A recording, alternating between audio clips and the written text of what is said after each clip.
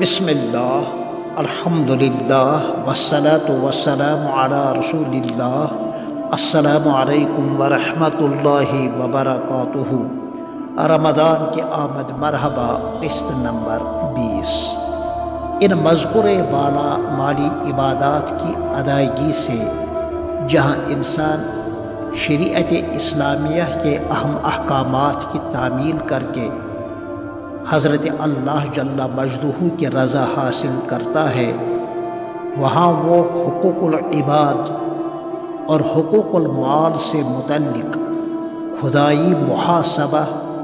یعنی آخرت میں حساب کتاب کے حوالے سے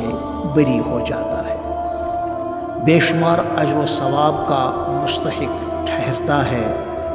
اور غضب خداوندی سے نجات پاتا ہے اور محل غضب باری یعنی جہنم سے چھٹکارا ملتا ہے، جیسا کہ سنن ابن ماجہ شریف میں ارشاد فرمایا گیا ہے، اتقوا النار ولو بشق تمرہ، یعنی جہنم کی آگ سے بچو چاہے وہ صدقہ کھجور کا ایک چھوٹا سا ٹکڑا ہی کیوں نہ ہو، یعنی معمولی سی چیز کے صدقہ دینے سے جہنم سے نجات پانے کی بشارت ہے۔ ساتھ ہی ساتھ اس کے بہت سارے دنیاوی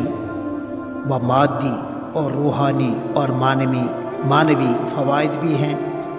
مثلا دولت حرکت میں رہتی ہے، کسی ایک کے پاس اس کا ارتکاز یعنی خزانہ نہیں ہوتا ہے، وہ بھی مقدار کے اعتبار سے بہت ہی کم ہوتی ہے کہ زکوٰۃ دینے والے اور خیرات کرنے والے پر وہ بار اور بوجھ نہیں ہے۔ اس سے سرمایہ داری اور اشتراکیت جو گزشتہ زمانوں میں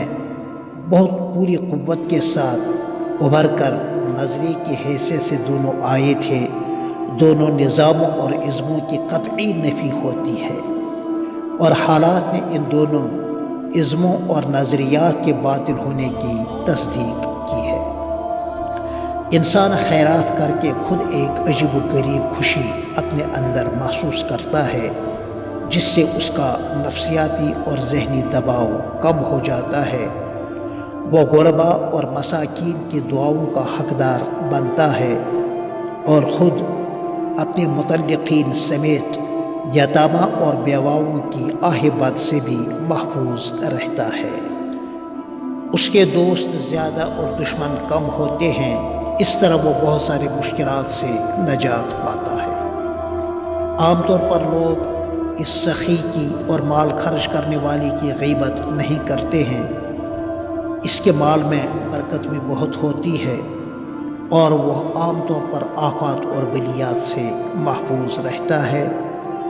پھر ملتے ہیں انشاءاللہ آپ سے قسط نمبر 21 میں، تب تک کے لیے السلام علیکم ورحمۃ اللہ وبرکاتہ۔